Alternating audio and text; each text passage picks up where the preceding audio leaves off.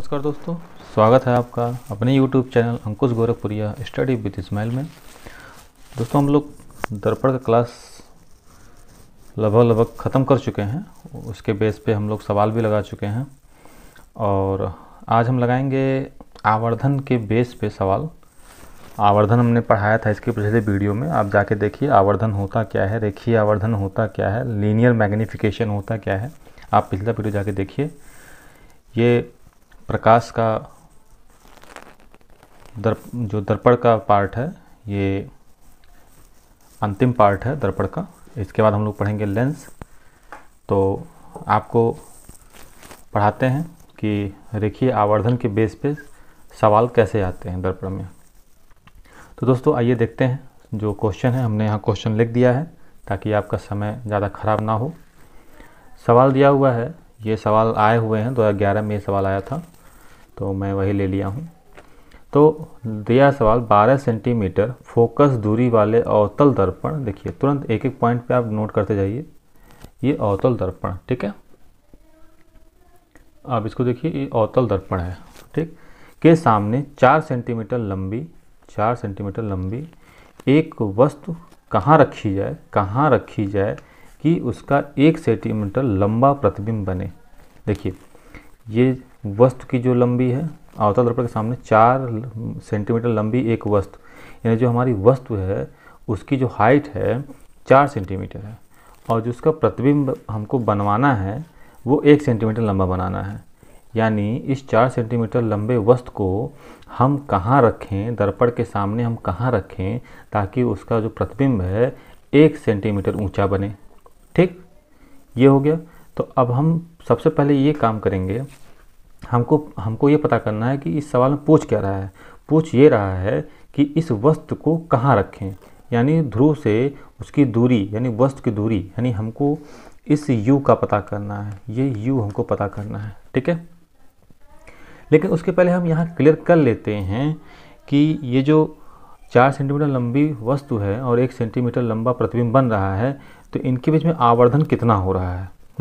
तो आवर्धन पता करते हैं। आइए देखते हैं कैसे होता है। तो सबसे पहले देख लीजिए, अवतल दर्पण दिया हुआ है इसलिए कोई दिक्कत है नहीं। तो आपको सारी चीज़ें मालूम होंगी कि जो प्रतिबिंब बनेगा वो दर्पण के बाएं साइड बनेगा, यानी जो परावर्तक पृष्ठ होगा उसके बाएं साइड में बनेगा, यानी वस्तु की ओर बनेगा, ठीक है। अब वो सीधा बनेगा, उल्टा बनेगा, कैसा बनेगा, वो सब आपको पता है, ठीक है। इसलिए हम यहाँ टाइम गंवाएंगे नहीं, सीधे आते हैं पॉइंट पे। तो हम फार्मूला जानते हैं मैग्नीफिकेशन का, क्या होता है, -y2 अपान y1, यानी y2 मतलब प्रतिबिंब और y1 मतलब वस्तु, ठीक है। यानी प्रतिबिंब का हाइट और वस्तु का हाइट, यही हमने पढ़ा था ना। और इसको हमने ऐसे भी डिनोट किया था, -b अपान u, ठीक, ऐसे डिनोट किया था।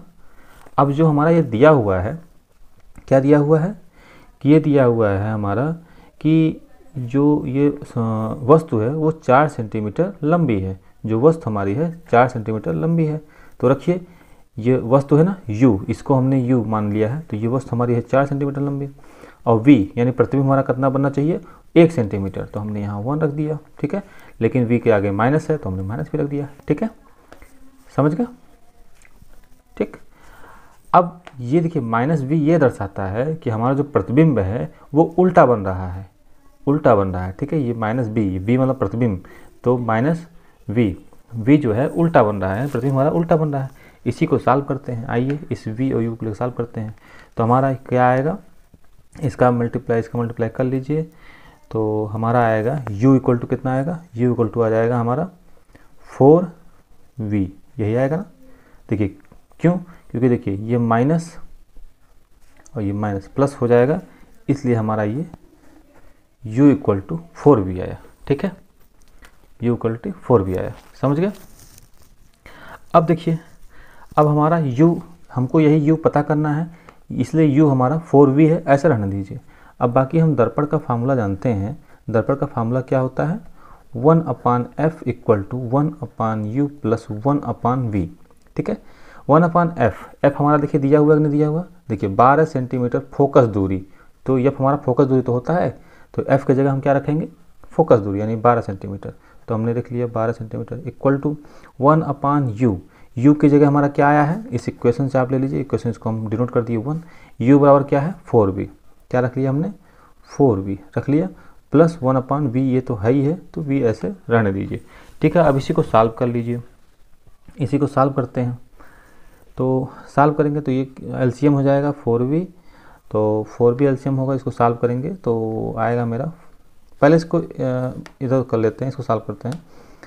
इसका 4v एलसीएम आएगा इक्वल टू क्या आएगा 1 + 4 इक्वल टू क्या आएगा 5/4v।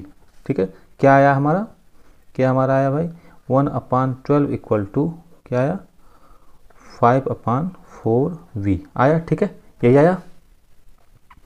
अब हम रखेंगे, किसकी वैल्यू रखेंगे, इस v की वैल्यू क्या निकलेगा, v की वैल्यू हम रखेंगे, सॉल्व करेंगे v की वैल्यू, तो v की वैल्यू कैसे आएगी हमारी,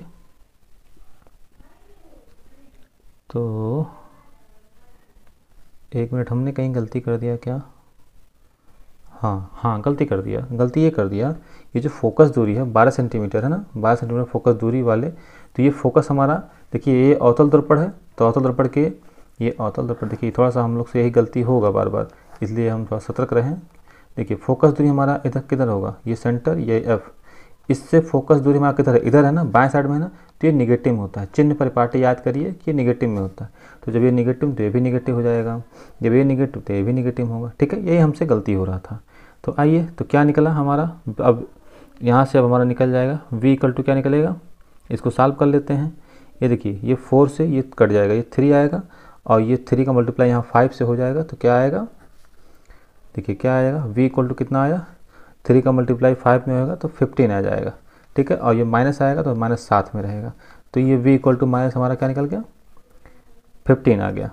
ठीक है, ये सेकंड इक्वेशन हमारा बन गया, v इक्वल टू हमारा कितना आ गया 15 आ गया। अब हमको पता क्या करना था, u पता करना था ना, तो इस v की वैल्यू इस इक्वेशन 1 में अगर रख दें तो आंसर आ जाएगा।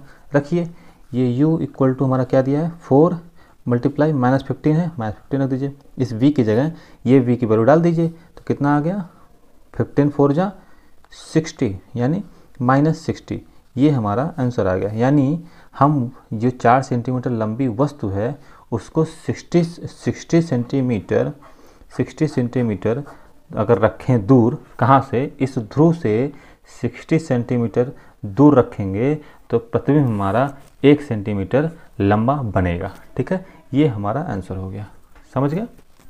तो ये हमारा पहला सवाल था। अगर इसमें कोई दिक्कत हुआ तो बताइए, मैं फिर से बता दूंगा। ठीक है, चलिए अगला सवाल देखते हैं। ये भी देखिए, एक अवतल दर्पण की वक्रता त्रिज्या 40 सेंटीमीटर, यहाँ लिख लीजिए वक्रता त्रिज्या यानी r इक्वल टू 40 सेंटीमीटर। ठीक है, फिर दिया है 4 सेंटीमीटर लंबी एक वस्तु दर्पण से 30 सेंटीमीटर दूरी पर रखी गई है। दर्पण से यानी जो दर्पण, ये मान लीजिए हमारा दर्पण है अवतल, ठीक है, ये हमारा मुख्य लाइन हुआ, ये हमारा P कहलाता है, ये हमारा सेंटर कहलाता है, ये हमारा फोकस कहलाएगा। सेंटर से लेकर ध्रुव तक की दूरी क्या दिया है 40, यानी हमारी वक्रता त्रिज्या है ना, तो 40 सेंटीमीटर दिया गया है। फिर उसके बाद क्या दिया गया है, फिर दिया गया है 4 सेंटीमीटर लंबी एक वस्तु, मान लीजिए कोई वस्तु है, ये वस्तु है, तो इसकी जो हाइट है, ये हाइट है, ये 4 सेंटीमीटर हाइट है। ठीक है, 4 सेंटीमीटर हाइट है लंबी। तो कहा गया है कि दर्पण से 30 सेंटीमीटर दूर, यानी यहाँ से लेके यहाँ तक की दूरी, यानी इस बिंदु से वस्तु कहाँ रखी गई है 30 सेंटीमीटर दूर रखी गई, यानी ये यहाँ से यहाँ तक की दूरी 30 सेंटीमीटर है। ठीक है, तो वही कहा है 30 सेंटीमीटर दूरी रखा गया, यानी यू हमारा दिया है 30 सेंटीमीटर। ठीक है, यू हमारा दिया है 30 सेंटीमीटर, समझ गए। उसके बाद अब इससे हमको क्या पता चल सकता है, ये r है, r से हम क्या पता कर सकते हैं, फोकस दूरी पता कर सकते हैं ना, यानी यहाँ से यहाँ तक की दूरी पता कर सकते हैं, क्योंकि ये हमारा यहाँ से यहाँ तक r होता है, तो r का आधा हमारा फोकस दूरी होता है, तो r हमारा दिया हुआ है, तो फोकस दूरी हमारा क्या होगा 40/2 इक्वल टू 20 सेंटीमीटर। ठीक है, समझ गए। तो ये हमने इतना चीज़ पता कर लिया। अब हम चिन्ह परिपाटी लगाएंगे, कौन सा ऋणात्मक होगा कौन सा धनात्मक होगा। देखिए सवाल लगाने से पहले ये जरूर ध्यान दीजिएगा, इसके पिछले सवाल में देखिए हम लोगों से गलती हो रहा था, तो वो गलती बार बार ना दोहराए, इसलिए हम लोग प्रैक्टिस करते हैं घर पे, ठीक है, ताकि पेपर में जाके ये गलती ना हो। तो दोस्तों देखिए ये आर है 40 सेंटीमीटर। अब ये बताइए ये जो 40 सेंटीमीटर है ऋणात्मक होगा कि धनात्मक होगा। तो अब चिन्ह परिपाटी को याद करिए, ये हमारा मुख्य बिंदु है, मान लीजिए ये हम एक्सिस खींच दिया, तो इस बिंदु से हमारा इधर है ना बाएं साइड में, तो इधर ऋणात्मक होता है ना, तो हमारा देखिए त्रिज्या कितना आ रहा है, इधर बाएं साइड में रहा, तो ये ऋणात्मक होगा। यू हमारा वस्तु यानी वस्तु की दूरी हमारा इस बिंदु से बाएं साइड में है, यानी ऋणात्मक होगा, तो ये भी ऋणात्मक होगा, ठीक। फोकस भी हमारा बाएं साइड में है, तो यानी ये भी ऋणात्मक होगा, ठीक है। अब ये हमारा क्वेश्चन जो यहाँ लिखा था वो क्वेश्चन हमारा यहाँ कंप्लीट हुआ। अब इसको लेके हम चलेंगे, ठीक है। अब आइए फार्मूला रखते हैं, लेकिन पहले पता करते हैं पता करना क्या है। पता ये करना है कि पता करना क्या है। देखिए ये दे दिया, फिर दिया है प्रतिबिंब की स्थिति व लंबाई ज्ञात कीजिए, यानी प्रतिबिंब की स्थिति यानी प्रतिबिंब की दूरी, यानी प्रतिबिंब दर्पण से कितनी दूर बनेगा ये पता करना है, यानी v पता करना है, ठीक। और प्रतिबिंब की हाइट पता करनी है, ठीक है, प्रतिबिंब की हाइट पता करनी है। देखिए वस्तु की जो हाइट है वो 4 सेंटीमीटर है, ठीक है, ये दिया है, हम इसको ब्रैकेट में कर लेते हैं। वस्तु की हाइट 4 सेंटीमीटर है, तो जो प्रतिबिंब बनेगा वो कितनी सेंटीमीटर बनेगा, यानी यहाँ आवर्धन भी लगेगा, ठीक है, यहाँ आवर्धन का भी सवाल फार्मूला लगेगा, ठीक है। आइए पहले हम v पता कर लेते हैं।